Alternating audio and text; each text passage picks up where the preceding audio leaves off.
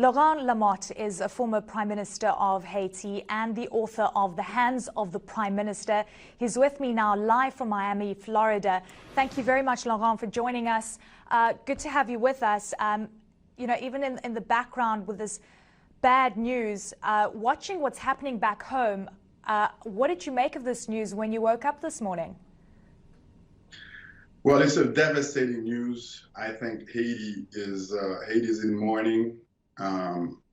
The president has been assassinated by a group of foreign commandos speaking Spanish and posing as DEA agents. And they stormed the president's residence and cold-bloodedly assassinated him. And this, let's make no mistake about it, there is insecurity in Haiti, but this was a contracted hit. I mean, foreign mercenaries coming cost a lot of money to do. And it's something that Haitians are not used to. I mean, this is the first of its kind, not only in Haiti, but I think in all the region and in the world, where you have a sitting president who was an elected president with 55% of the votes, and gunmen coming into his house and gun him down like that. This is incredible. That's interesting insight, because you're talking about foreign agents having a hand at that, and we do know that the official statement does say, the perpetrators were speaking English as well as Spanish.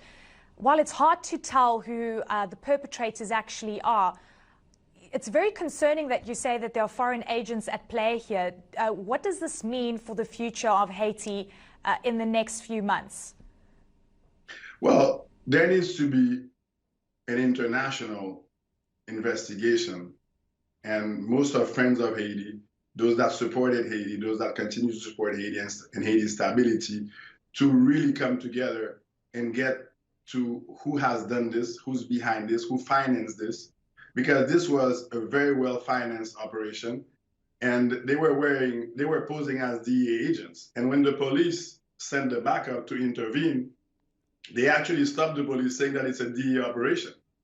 So they fooled the police into thinking that this was a DEA when it was a fake, and they were able to not only assassinate the country's president, but also wound the first lady, who's in intensive care right now. A lot of reports have said that she had passed away. That's not accurate in the latest report that I have. She's alive, and she's in intensive care, but she's alive. Laurent, is this you speculating, or do you have information and intelligence with the information you've just shared with us? No, this I have first-hand information. So I'm not speculating. This is first-hand information. The acting Prime Minister now, Claude Joseph, was fired a few days before this incident. He's now put the country under a state of siege and, of course, imposing martial law as well. Do you think that that is the right approach?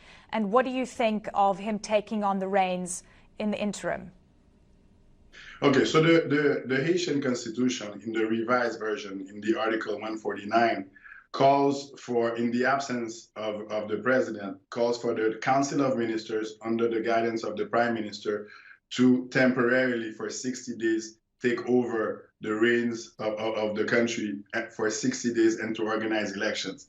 And in the fourth year, it would be the National Assembly of Haiti that would take over to nominate a president. As you know, the country does not have a National Assembly today. So basically, the leadership of the country falls in the hands of Claude Joseph to lead the country. Laurent, in terms of the next few months, do you think we should see elections as soon as possible to ensure stability? We're hearing of violence, of gangs taking over, of the lack of police on the ground. Is this going to be vital in averting a chaotic scenario? Well, certainly security has to be of paramount importance. Security has to be beefed up.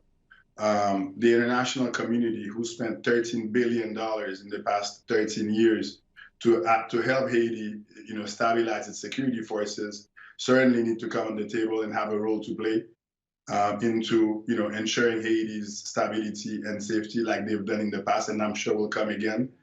But there is a president here, a democratically elected president that was assassinated, and there needs to be an investigation to see who is behind this assassination, and the perpetrators have to be brought to justice. This is Laurent, we're running out of time. Very quickly, you're Haiti's longest-running prime minister during your tenure. Under Moise, there were 7 prime ministers. Are you thinking at any point to get back into politics to help Haiti through this crisis?